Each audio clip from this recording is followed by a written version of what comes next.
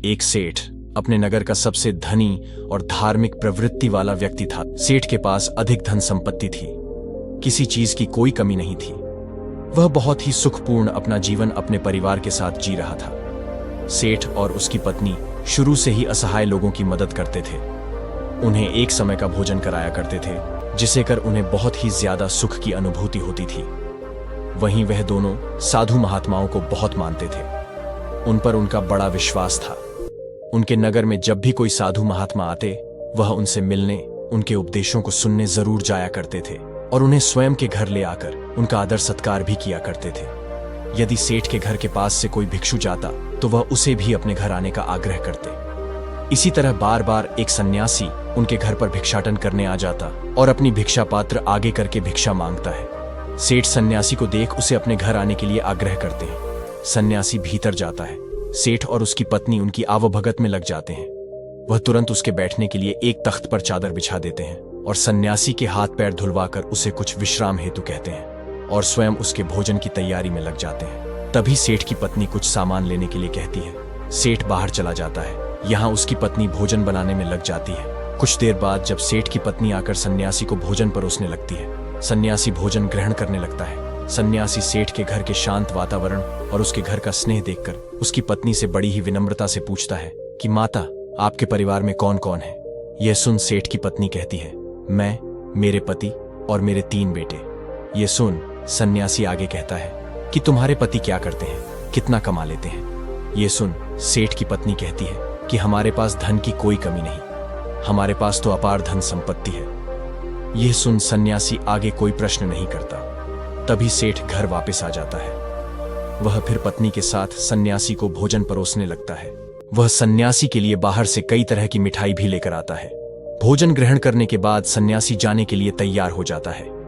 वह सेठ और उसकी पत्नी की स्वयं के इस आदर सत्कार के लिए आभार प्रकट करता है और जाने के लिए निकलते हैं। सेठ सन्यासी से कहता है कि वह उसे कुछ दूरी तक छोड़ देगा। दोनों मार्ग के लिए निकल जाते हैं। मार्ग में सेठ सन्यासी से बात करते हुए जा रहा था। तभी सन्यासी सेठ से कहता है कि आपके जो 3 पुत्र हैं, तीनों ही आपकी देखभाल अच्छे से करते होंगे। यह सुन सेठ कहता है कि नहीं मुनिवर, मेरी केवल एक ही संतान है। यह सुन सन्यासी सोचने लग जाते हैं कि यह सेठ कह क्या रहा है। सेठ की पत्नी ने कुछ कहा था, सेठ कुछ और कह रहा है। सन्यासी सेठ से कहता है कि आपके पास तो धन इतना है, आप इतने धनी हैं, सुख से होंगे। सन्यासी जानकर सेठ का उत्तर जानने के लिए यह बात करता है। तभी सेठ उत्तर देता है कि नहीं, मैं कोई धनी नहीं हूं, मैं तो केवल 20,000 का ही मालिक हूं। यह सुन सन्यासी को अब लगता है कि शायद सेठ या फिर उसकी पत्नी कोई एक तो उससे झूठ कह रहा है। सन्यासी सेठ से पूछता है कि आपकी आयु क्या है? सेठ कहता है कि मैं 50 वर्ष का हूं। यह सुन सन्यासी को लगता है कि यह तो सेठ एक वृद्ध है, इसकी आयु 70 से कम नहीं है। लेकिन ये हर बार गलत उत्तर क्यों दे रहे हैं, झूठ क्यों बोल रहे हैं? यही सोच सन्यासी अब सेठ से कहता है कि आप इतने धार्मिक होकर भी झूठ बोलते हैं, असत्य का सहारा लेते हैं, आपको देखकर ऐसा लगता तो नहीं। ये सुन सेठ हैरानी से कहता है कि क्षमा करें मुनिवर, लेकिन मैंने आपसे क्या झूठ बोला है? मैंने तो आपसे ऐसा कुछ भी नहीं कहा। यह सुन सन्यासी कहता है कि जो कुछ भी मैंने आपसे पूछा वही प्रश्न मैंने आपकी पत्नी से भी किए, लेकिन दोनों के उत्तर अलग हैं। यह सुन सेठ कहता है कि कैसा प्रश्न मुनिवर? तब सन्यासी कहता है, मैंने आपकी पत्नी से पूछा था कि उनके घर में कौन कौन है, तो उन्होंने कहा कि आप दोनों के अलावा आपके 3 पुत्र हैं, लेकिन आप कहते हैं कि आपकी केवल एक ही संतान है। जब मैंने आपसे धन के बारे में पूछा कि कितना है, तो आपकी पत्नी ने बताया कि आपके पास बहुत धन है, आप इस नगर के धनी लोगों में से एक हैं और आप कहते हैं कि आप बस 20,000 के ही मालिक हैं। अभी मैंने जब आपकी आयु पूछी तो आप 50 वर्ष बता रहे हैं, जबकि देखने में आप 70 से अधिक के लगते हैं, यानी आपने झूठ कहा। यह सुन सेठ बड़े ही विनम्र स्वर में कहता है कि क्षमा करें मुनिवर, लेकिन झूठ बोलना पाप है, तो भला मैं आपसे झूठ क्यों बोलूंगा, और वह भी आप जैसे महात्मा से, जिन्हें मैं इतना मानता हूं। न तो मैंने कोई आपसे झूठ कहा, न मेरी पत्नी ने, हमने बस सत्य बताया है। यह सुन सन्यासी कहता है कि लेकिन आप दोनों के सत्य अलग क्यों हैं? यह सुन सेठ कहता है कि यह सत्य है कि मेरे 3 पुत्र हैं, लेकिन जो मेरी आज्ञा का पालन करता है वह केवल मेरा एक ही पुत्र है। बाकी दोनों को अपने माता पिता से कोई मतलब नहीं है। जो कुसंग में रहता है वह मेरा अपना कैसे? इसलिए मेरे लिए मेरी एक ही संतान है। आपके दूसरे प्रश्न के अनुसार रही धन की बात, तो मुनिवर, मेरे लिए मेरा वही धन अपना है जो मैं स्वयं के जीवन में उपयोग करता हूं, और वह इतना ही है जितना मैंने बताया। बाकी सब जो है वह मेरा नहीं है। उसमें से कुछ में असहाय लोगों की, जरूरतमंदों की मैं मदद कर देता हूं, तो कुछ मेरी इस देह को त्यागने के बाद मेरे सभी संगे संबंधी ले जाएंगे, तो उस पर मेरा कैसा अधिकार। अब बात करें अंतिम प्रश्न की, तो मैंने अपने 50 वर्षों की आयु तक महात्माओं की शरण में जा शिक्षा लेना, जीवन के सही मूल्यों को समझना सीखा है, उनकी सेवा की है, और उस पर ही मैं इस संघ से जुड़ गया। यही कारण है कि मैंने आपको अपनी आयु यह बताई है। अब आप ही बताएं, क्या इसमें मैंने कुछ झूठ कहा? यह सुन सन्यासी को अब सेठ की पूरी बात समझ आ जाती है, और वह कहते हैं कि क्षमा करें, मुझे पहले आपके विषय में जान लेना चाहिए था। स्वयं के भीतर आपकी झूठी छवि बनाने से पहले, और तब सन्यासी सेठ की बात का मान रखते हुए आगे बढ़ जाता है, और सेठ पुनः अपने घर लौट जाता है। अतः किसी के प्रति अपना नजरिया बनाने से पहले, प्रतिक्रिया देने से पहले सामने वाले की बातों को भी पूरा सुन लेना चाहिए। एक बार व्यक्ति किसी महात्मा के आश्रम में बैठ उनके उपदेशों को सुन रहा था। तभी वह महात्मा से कहता है कि मुनिवर, आप सभी संत महात्मा हमें चिंता से जुड़े कई उपदेश देते हैं। क्या आप हमें कोई ऐसा हथियार नहीं बता सकते जिसके द्वारा हम चिंता को स्वयं के जीवन से निकालकर फेंक ही दें? चिंता में ऐसा क्या है जो व्यक्ति को बर्बाद कर देती है?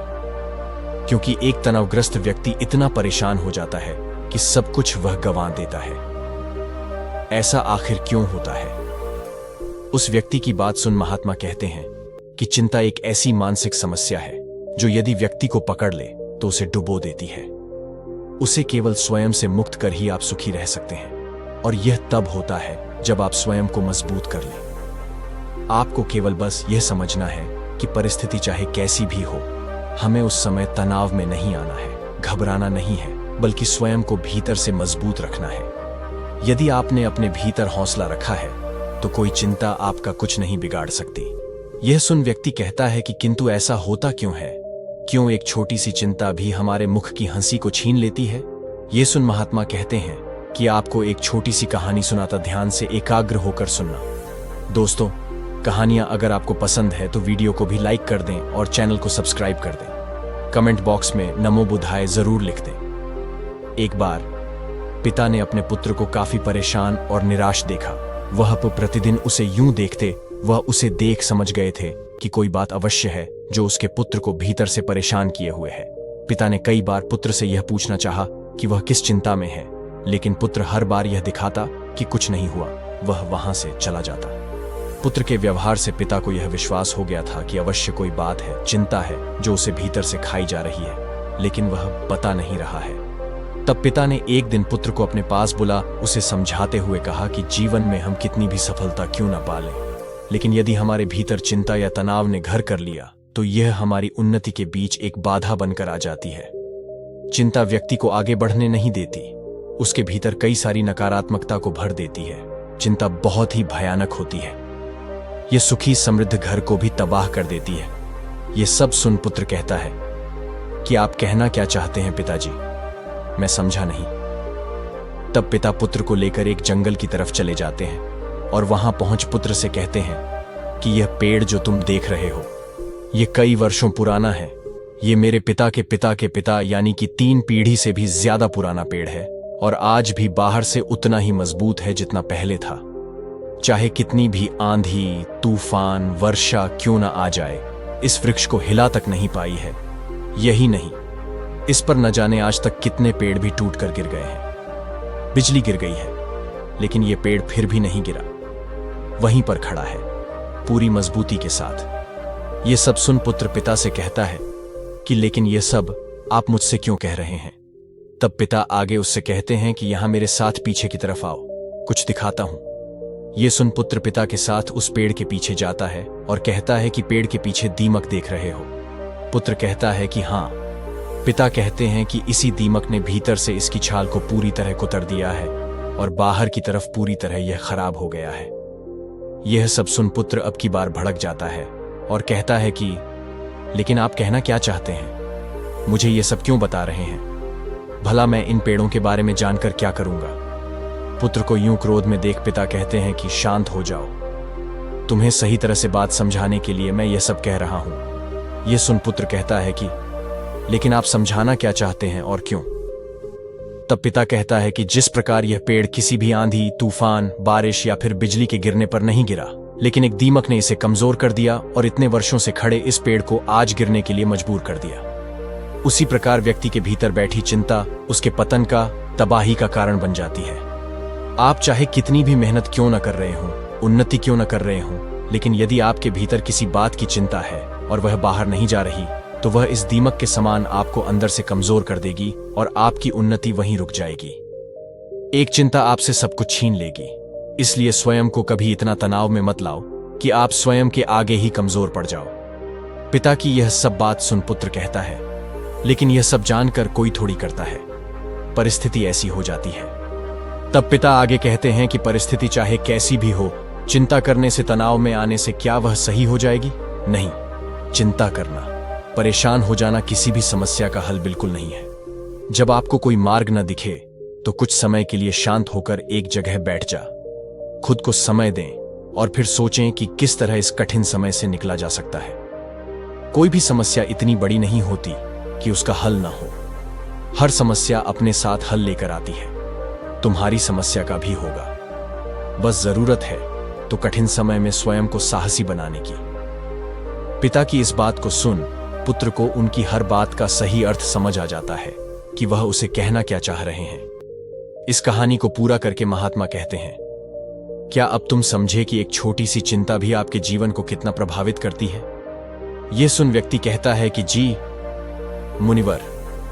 महात्मा आगे कहते हैं कि चिंता, दुख, तनाव सब हमें कमजोर करते हैं। हमें इन्हें स्वयं के जीवन से पूरी तरह त्याग देना चाहिए और जो ऐसा कर लेते हैं वह स्वयं जीवन में सदैव खुश रहते हैं। जीवन में परिस्थिति चाहे कोई भी हो, समय कभी एक सा नहीं होता, हमेशा बदलता है। बस अपने सुख के पल को स्मरण करके उसे दुख में साहस का हथियार बना लो। यह चिंता कुछ नहीं बिगाड़ पाएगी, लेकिन यदि इस चिंता में आप घिर गए तो कभी उन्नति नहीं कर पाओगे। इसलिए कभी व्यक्ति को व्यर्थ की चिंता में नहीं आना चाहिए। जो वर्तमान में हो रहा है उस पर ध्यान दें, अपना कर्म करें, बाकी सब छोड़ दें और धैर्य रखें। यह समय भी कब निकल जाएगा आपको पता ही नहीं चलेगा। महात्मा की बात सुन व्यक्ति को उसके प्रश्न का उत्तर मिल जाता है और वह लौट जाता है। अतः चिंता व्यक्ति के जीवन की सभी खुशियां, सुख, समृद्धि छीन लेती है। इसलिए व्यर्थ में इन सब में नहीं पड़ना चाहिए। स्वयं को चिंता मुक्त रखें, तभी आप जीवन में खुश रह सकते हैं। आशा करते हैं यह बात आप समझे होंगे। धन्यवाद।